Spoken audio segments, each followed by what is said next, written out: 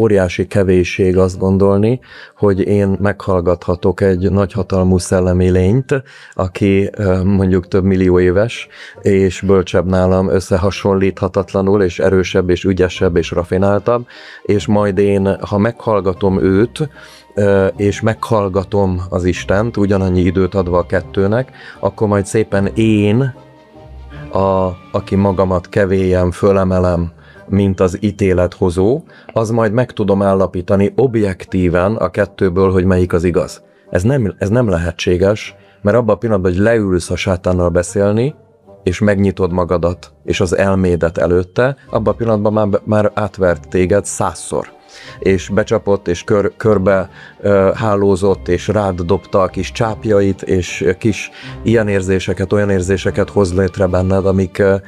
révén nem tudsz már tisztán, objektíven gondolkodni.